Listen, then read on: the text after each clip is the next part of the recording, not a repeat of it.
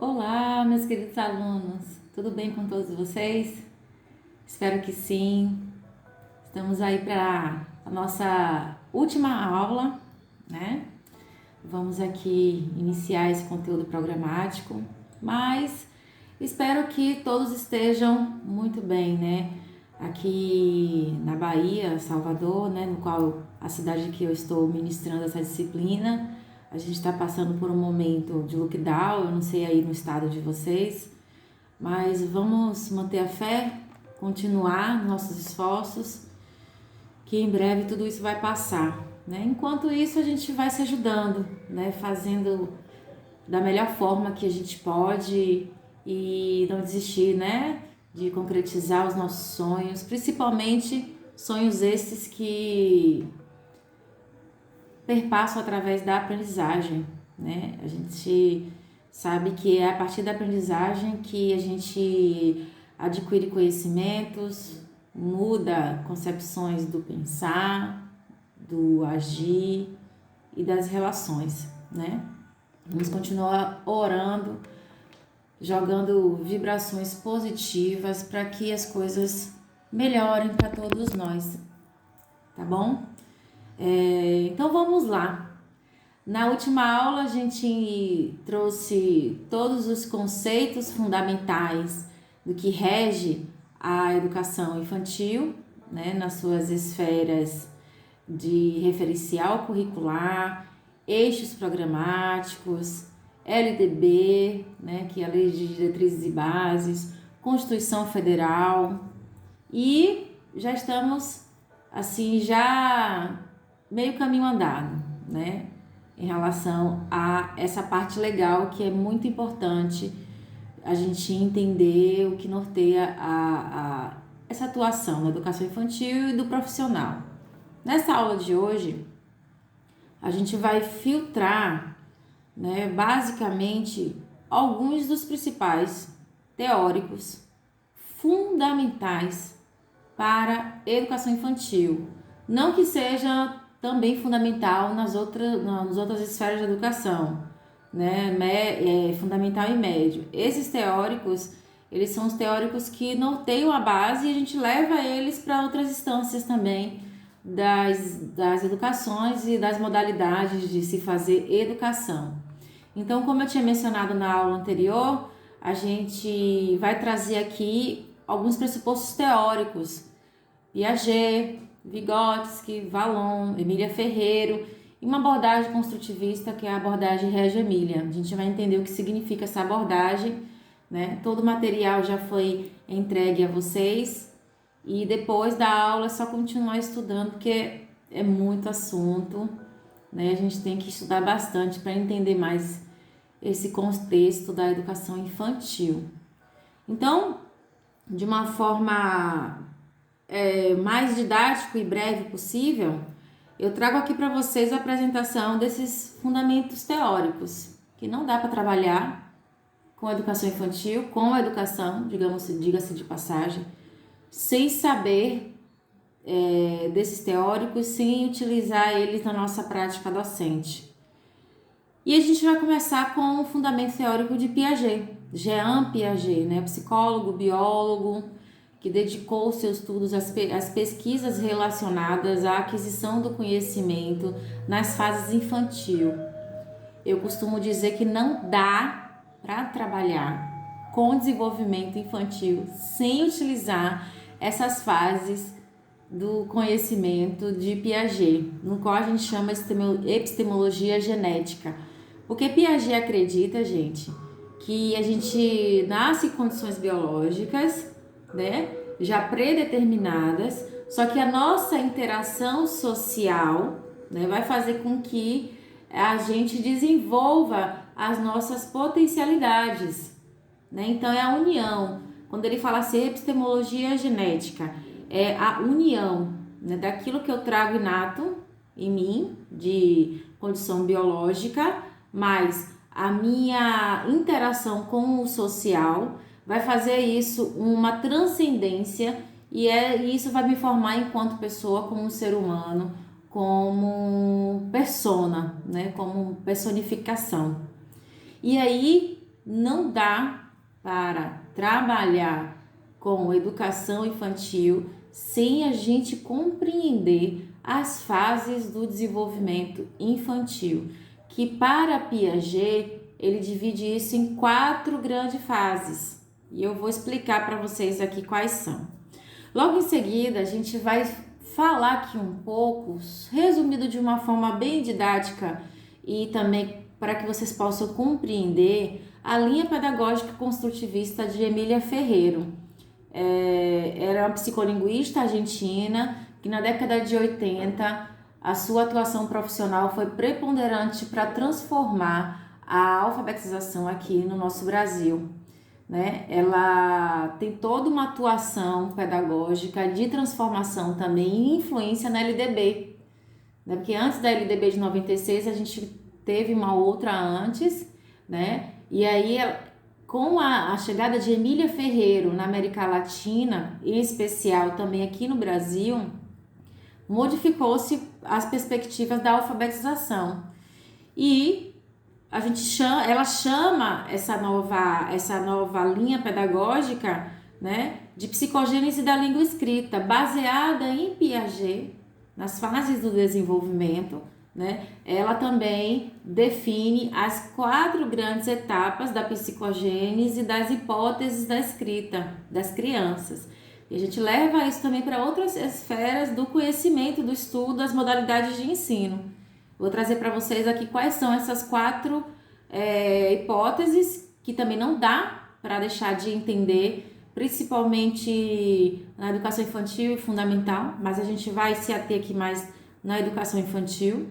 Levi Vygotsky, também psicólogo, né, trouxe uma grande contribuição para a educação a partir do entendimento de que a criança ela se desenvolve numa perspectiva interacionista, precisando de um adulto mediador do conhecimento para que ela possa ser capaz de aprender. Olha que legal, né? Então, assim, um teórico complementa o outro, né? Piaget traz para a gente o entendimento que a gente precisa se relacionar para a gente se desenvolver, dividir isso em 4 grandes esferas. E Emília Ferreiro já pega essa compreensão, já transforma isso em uma outra teoria da psicogênese da língua escrita e traz as hipóteses para a gente dos níveis de escrita das crianças.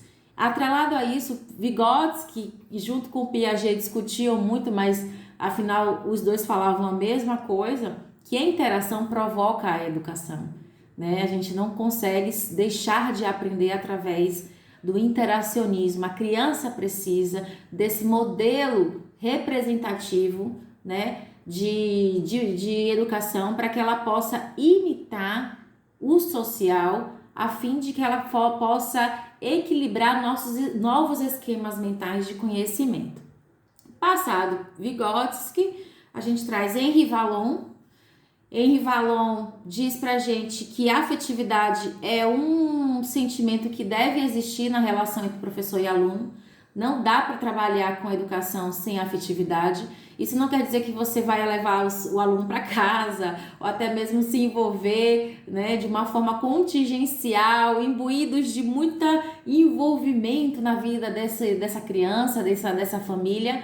Mas a gente precisa criar esse laço afetivo, que é uma ponte que existe entre professor e aluno, para que a gente possa acessar aquele indivíduo e fazer com que ele aprenda, né? Cecília Meirelles já fala isso, né? Ela diz que o professor, né, ele vive um pouco na vida de cada aluno, e é verdade, né? A gente passa um pouco na vida de cada aluno a fim de que a gente possa acessar eles e fazer com que eles aprendam mais os nossos contextos programáticos e um pouco do que a gente leva das concepções físicas, intelectuais, cognitivas e morais no que tange à educação. E finalizando, a gente vai finalizar com a abordagem Regia Emília.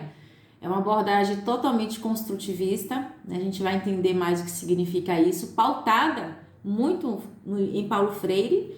Essa abordagem Regia Emília é freiriana, né? Só que é uma abordagem europeia, é uma abordagem de uma ilha da Itália, que se chama Reggio Emília, essa ilha, e ela tem grande influência porque o seu poder de transformação após a Segunda Guerra, eles investiram em educação e hoje eles são top de linha no requisito construtivismo, né? Então, é isso que a gente tem para hoje. Olha quanta coisa. Vou tentar sintetizar aqui o máximo para que vocês compreendam muito mais essas informações. Depois leiam com calma, se debrucem em cada teórico, porque tem muita coisa para entender deles e não dá para fazer uma boa atuação pedagógica de educador em educação infantil sem conhecer um pouco mais a fundo essas terminologias, esses teóricos, essas contribuições que eles trazem na vida da gente, né, enquanto profissional. Eu mesma não consigo trabalhar sem eles.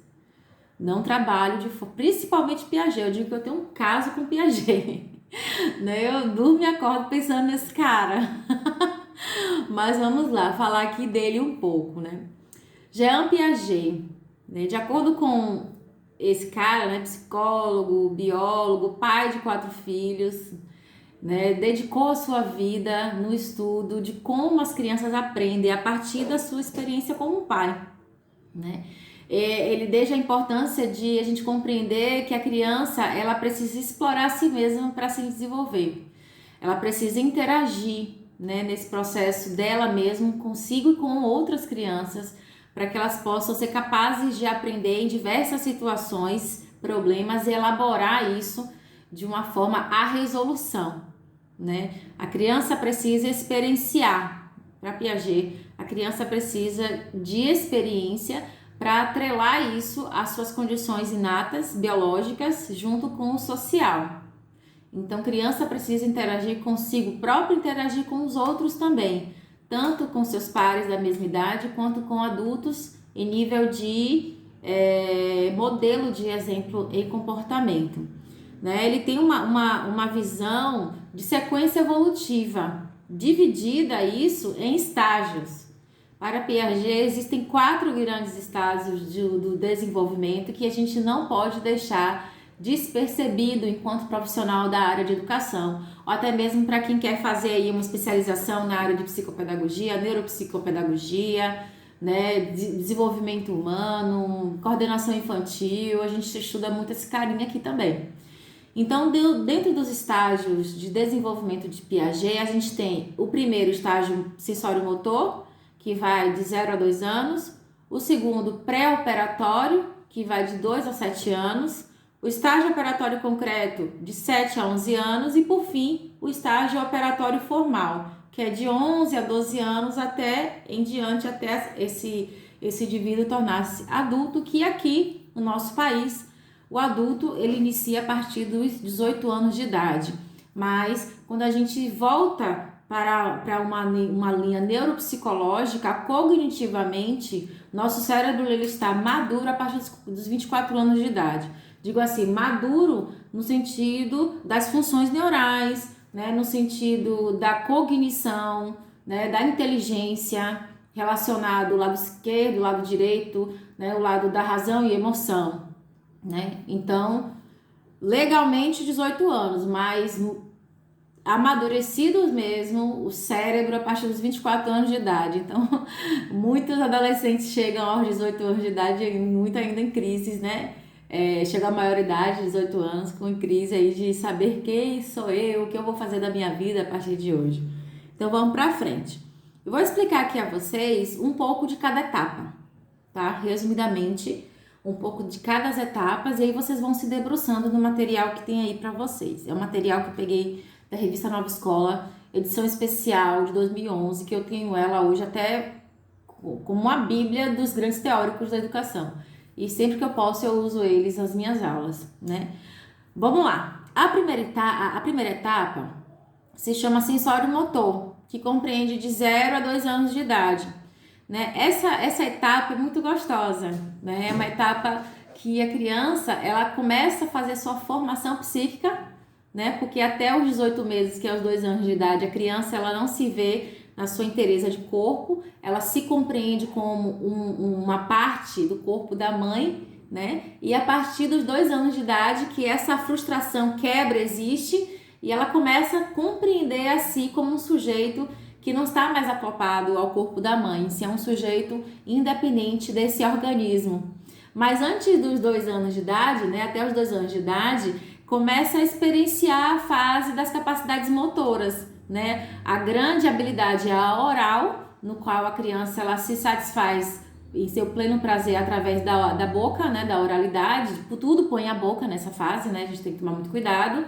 E as habilidades motoras, né? De começar a se erguer, de pegar, agachar, rotacionar o pescoço, né? De engatinhar, que é um primeiro processo antes do caminhar. Criança não pode passar direto para a fase do andar, ela tem que vivenciar as fases motoras, que é engatinhar e depois andar, né? Ela senta, engatinha e depois anda. Criança que pula essas fases, a gente tem que ficar atento. A criança que se demora muito a essas fases, a gente também tem que procurar um apoio multiprofissional. Então, essa é a primeira etapa, a etapa sensório-motor, de 0 a 2 anos, com o objetivo de a gente entender que é uma fase oral, é uma fase motora, no qual as crianças precisam de estímulo para ter tonicidade muscular, né? Passada essa fase de 0 a 2 anos, a gente entra na etapa pré-operatória, que já vai de 2 a 7 anos de idade. Aí já é a segunda fase da infância, né? Eu sempre falo que a criança, até os 8 anos de idade, ela tem a moleira psíquica, tá? Aberta, né? É que nem um bebê de meses, a moleira, o crânio não é mole, a gente toma muito cuidado para que ela possa se enrijecer. Então, psiquicamente, até os 8 anos de idade, toda criança ela tá com essa moleira psíquica aberta. Então, muito cuidado nesse período, né? Principalmente de 0 aos 8 anos de idade, porque tudo que se vive ao seu redor, né? Seja ele nas esferas sociais da família, escola, igreja, parque, enfim, a criança absorve que nem esponja, né? A criança é uma esponja emocional. Mas nessa específica etapa de pré-operatório, né? A criança, ela começa a desenvolver representações internas. O que significa isso? Ela observa o social, internaliza e começa a brincar com seus brinquedos como faz de conta. E aí quem é pai, quem é mãe, ou então que já trabalha muito tempo em escola, observa muito isso, não brincar. A criança, ela representar o professor, ela representar a mãe, ela representar o pai, brincar de representações simbólicas através do social. E é a partir daí que a gente observa que essa criança ela está com qualidade no seu processo, né? Porque ela pega o social e leva isso para o lúdico através do brincar. A criança que não dá uma função social a esse brinquedo, ela está com a infância comprometida, ela precisa de intervenção com urgência, né? Nesse momento a criança ela é egocêntrica, tudo eu primeiro, né? Eu quero, ela coloca o nome dela na frente, vamos supor, se o nome da criança é Yasmin, ela fala assim, Yasmin quer, Yasmin não gosta, né? Yasmin não quer, ela é egocêntrica, né? Cognitivamente, ela é egocêntrica, até vencer essa etapa assim. Já tem um pensamento mais representativo através do social e utiliza da linguagem já verbal para se comunicar, né? Lógico que cada idade tem as suas esferas da parte fonológica, mas que a gente já compreenda que de 2 a 7 anos a criança ela se expresse mais de forma verbal. A terceira etapa é a etapa operatório concreto, que já vem de 7 a 11 anos de idade. Nesse estágio, Piaget considerou que a criança ela já começa a ter um desenvolvimento cognitivo marcado pelo pensamento lógico operacional. A criança ela já consegue resolver problemas, né, a partir dos seus aprendizados, lógico que representando isso de uma forma materializada. Normalmente quando a gente pergunta uma criança de 8 anos, 9 anos de idade, quanto é 20 menos 10? Ela vai fazer assim, né? Vai tirando assim, ou então vai fazendo assim, né? Vai somando com os dedos, põe o dedo da mão, faz palitinhos, porque cognitivamente eles precisam de representação material, materializar aquilo para poder conseguir flexibilizar e resolver aquelas questões do seu pensamento lógico operacional. Já consegue resolver pequenos problemas de objetivos físicos ali naquela interação com o material. A última etapa, que é a etapa operacional formal, aí já vai do 11 anos até a fase adulta, né? Nesse momento a gente já entende que a criança ela já tem as concepções de moral, de valores já constituído. E o processo da flexibilidade cognitiva já começa a vir à tona, já consegue se colocar no lugar do outro, no sentido de flexibilizar, poxa, se eu fizer aquilo, eu posso fazer isso e prejudicar alguém, né? Já tem uma concepção ética, moral, de valores já pré-determinados e constituídos, né? Piaget nos traz esse estágio operacional formal como uma possibilidade já de sair do concreto. A criança ela já sai daquelas representações, né, de palitinho, de contar nos dedos, de botar a mão na boca para contar, e já consegue fazer uma elaboração psíquica, né, uma elaboração cognitiva, de flexionar cognitivamente sem precisar de representação no papel, né? A gente já faz o cálculo. Quando é 50 menos 30, de cabeça a criança já consegue fazer essa resposta, né? Já consegue deduzir logicamente, flexibilizando com 2, 3 informações ao mesmo tempo. Então, resumidamente, esse é o que Piaget traz de contribuição para a gente, tá bom? Trazendo de contribuição, que é muito importante, é muito mais vasto, se debruce mais sobre isso. Porque agora a gente vai entrar na Emília Ferreiro. Emília Ferreiro pegou todas essas informações, né, de Piaget e criou a epistemologia da língua escrita. Ela pegou essas bases e pensou assim, bom, já que a criança aprende dessa forma, consequentemente as hipóteses das escritas precisam também precisam ser separadas, elas precisam ser pontuadas.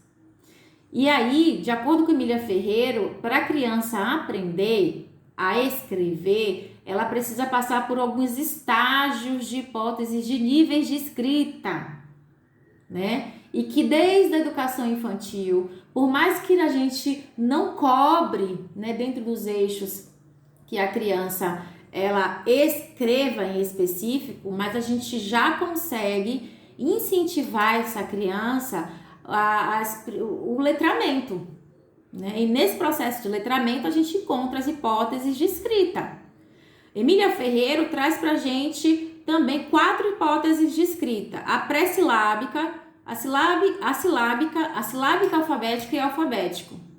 E há, por fim, aquela hipótese que a gente chama de alfabético ortográfico, que não está aqui na composição de Emília Ferreiro, mas os estudiosos de educação já traz para a gente essa contribuição de que depois da hipótese alfabética existe a hipótese alfabético ortográfico, né?